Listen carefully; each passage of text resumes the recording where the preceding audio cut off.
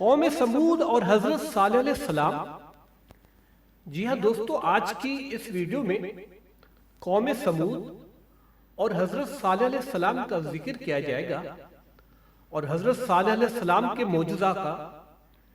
جب قوم نے آپ سے کہا تھا کہ اگر آپ اللہ کے سچے نبی ہیں تو کوئی معجزہ دکھائیں، تو حضرت صالح علیہ السلام نے اللہ تعالیٰ سے دعا فرمائی، تو اللہ تعالیٰ نے دعا قبول فرمائی اور ایک اونٹنی کا معجزہ جو پہاڑ سے پیدا ہوئی۔ تو جن احباب نے ابھی ہمارے چینل انفو آف ہسٹری کو جوائن کیا ہے اور سبسکرائب نہیں کیا تو اس کو سبسکرائب کر لیں اور ساتھ میں لگے بیل آئیکن کو کلک کر دیں تاکہ اس طرح کی انفارمیٹیو ویڈیو سب سے پہلے آپ کو ملتی رہے، اور ہماری ویڈیوز کو لائک اور شیئر بھی کیجیے۔ تو شروع کرتے ہیں سمود ابن قاصر، جس کو جاسر بھی کہتے ہیں، ابن ارم۔ یہ مقام و ہجر اور وادی القرا میں حجاز و شام کے درمیان رہتا تھا۔ یہ بھی عرب عربہ کے ایک بہت بڑے قبیلے کا مورث اعلیٰ ہے۔ اس کا قبیلہ اسی کے نام سے مشہور ہے۔ حضرت صالح علیہ السلام اسی قبیلے میں مبعوث ہوئے۔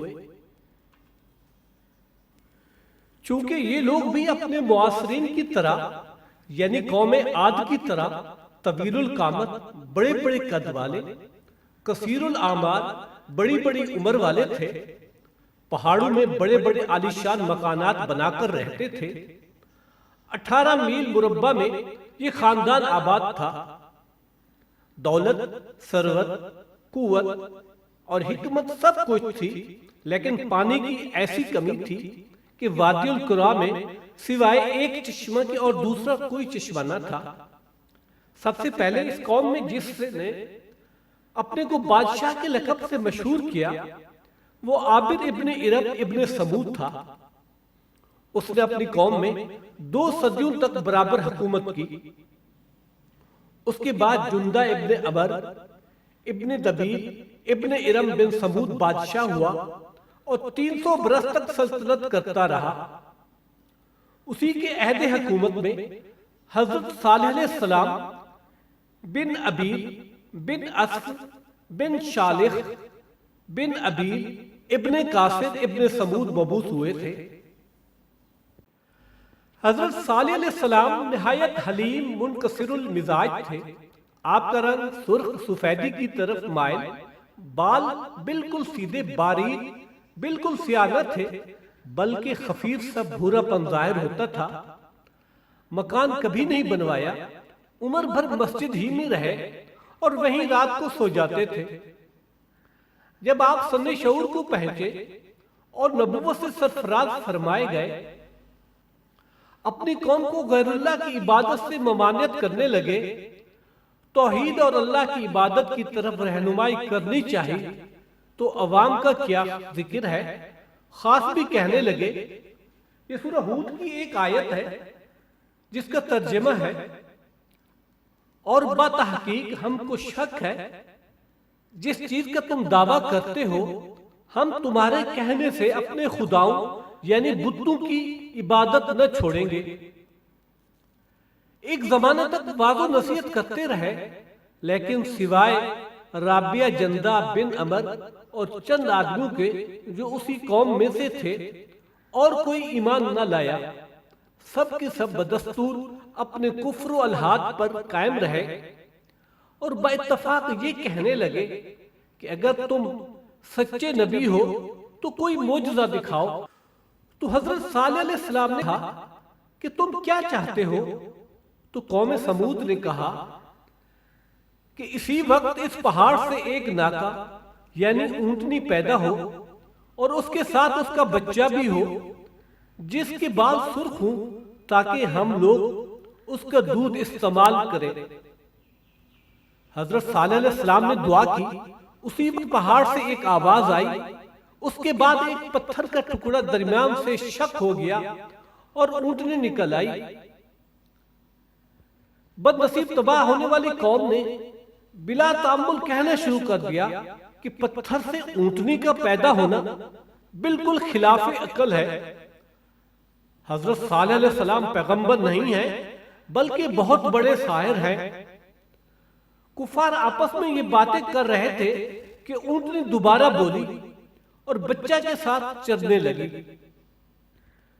ملحدین یہ تعجب خیز معاملہ دیکھ کر کہنے لگے کہ صالح علیہ السلام کا اس سے زیادہ کیا جادو ہو سکتا ہے کہ اونٹنی کو پہاڑ سے پیدا کیا اور پھر اس کا بچہ چرنے بھی لگا۔ صالح علیہ السلام نے ہماری آنکھوں پر جادو کر دیا ہے، نعوذ باللہ قوم سمود یہ کہنے لگی۔ ان لوگوں کی یہ باتیں ابھی ختم نہیں ہوئی تھی کہ اونٹنی بچہ کے ساتھ اس چشمے پر آئی جو قوم سمود کے قبضہ میں تھا اور سارا پانی پی گئی۔ اس دن تو یہ لوگ خاموش رہے۔ دوسرے روز حضرت صالح علیہ السلام سے اس کی شکایت کی۔ حضرت صالح علیہ السلام نے فرمایا کہ ایک روز اس چشمے سے تم پانی پیا کرو، دوسرے روز یہ اونٹنی پیے گی، لیکن دیکھنا کبھی بھول کر بھی اس اونٹنی کو مارنے کا خیال نہ کرنا۔ جب تک یہ اونٹنی تم میں رہے گی تم لوگ عذاب الہی سے محفوظ رہو گے۔ لیکن ابن آدم کو جس چیز کی ممانعت ہوتی ہے اسی کا حریص ہوتا ہے۔ عام طور سے اشیاء ممنوعہ کی طرف سب کو رغبت پیدا ہو جاتی ہے۔ اگر کتب تواریخ کی ورق گردانی کی جائے یا کسی قدر غور و تأمل سے کام لیا جائے تو بیسیوں ہی سینکڑوں اس کی مثالیں نظر آئیں گی۔ ہمارے ابو البشر حضرت آدم علیہ السلام کو گھیوں یا کسی اور دانے کے کھانے کی ممانعت کی گئی تھی۔ قابیل سے کہا گیا تھا کہ حابیل کو کسی قسم کی تکلیف نہ دینا۔ یوسف علیہ السلام سے یعقوب علیہ السلام نے کہا تھا اپنے خواب کا حال اپنے بھائیوں سے نہ کہنا، اور یوسف علیہ السلام کے بھائیوں سے کہا گیا تھا میں ڈرتا ہوں کہ کہیں اس کو یعنی یوسف علیہ السلام کو بھیڑیا نہ کھا جائے۔ لیکن ان لوگوں نے جس چیز کی ممانعت کی گئی تھی اسی کی مخالفت کی۔ الحاصل کیا قوم سمود نے بھی اپنے نبی صالح علیہ السلام کے کہنے پر خیال نہ کیا اور اونٹنی کے قتل پر تل گئے۔ اس وجہ سے کہ صالح علیہ السلام نے ایک زمانہ میں پیشین گوئی کی تھی کہ تم میں سے ایک شخص اس اونٹنی کو قتل کرے گا اور یہی نزول عذاب کا سبب ہوگا۔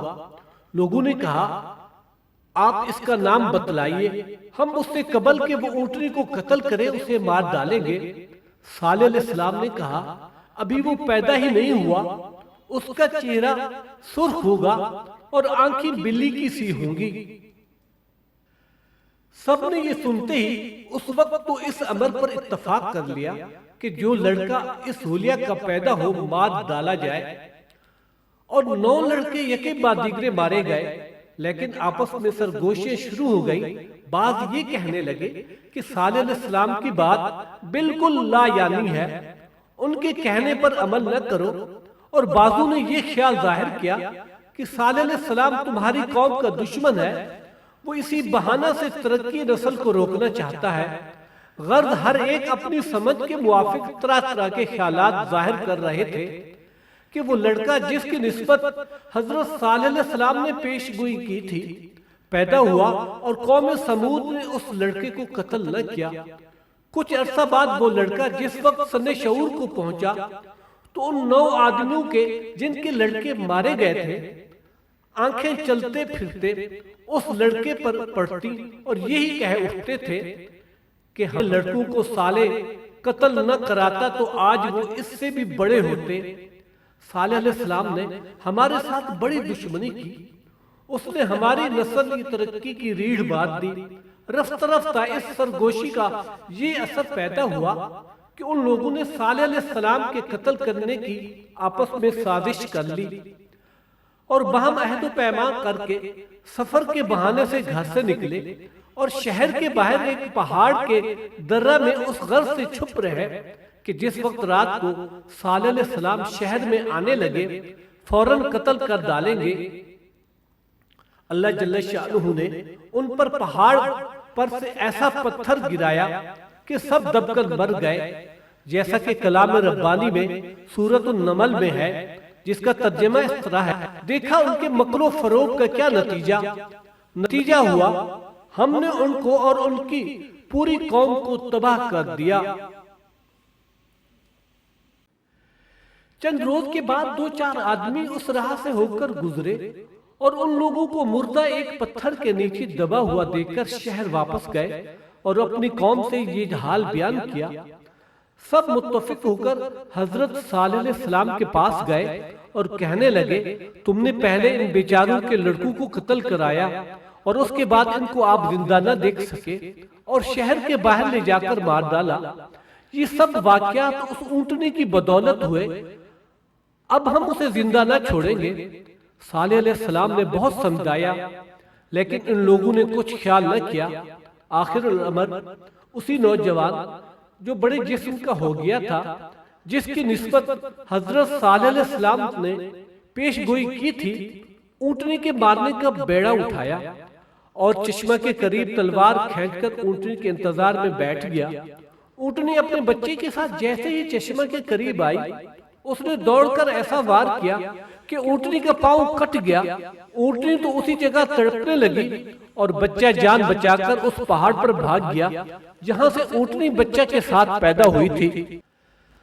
صالح علیہ السلام یہ واقعہ سن کر شہر سے باہر آئے اور قوم سمود کو نزول عذاب الہی سے آگاہ کیا۔ بعض تو اپنے اسی خیال میں مست رہے لیکن اکثر گھبرا کر کلو خلاصی کی تدبیر پوچھنے لگے۔ صالح علیہ السلام نے فرمایا کہ جاؤ دیکھو، اگر وہ بچہ ہی تم کو مل جائے تو عجب نہیں کہ عذاب الہی سے بچ جاؤ۔ لوگ یہ سنتے ہی پہاڑ کی طرف دوڑے۔ بچہ نے آسمان کی طرف دیکھا اور 3 آوازیں دیکھ کر غائب ہو گیا۔ اسی وقت حضرت صالح علیہ السلام نے فرمایا کہ 3 روز تک تم لوگ دنیا میں رہو گے، چوتھے روز عذاب الہی نازل ہوگا اور ان 3 دنوں میں تمہارے چہروں سے یہ تغیرات ظاہر ہوں گے۔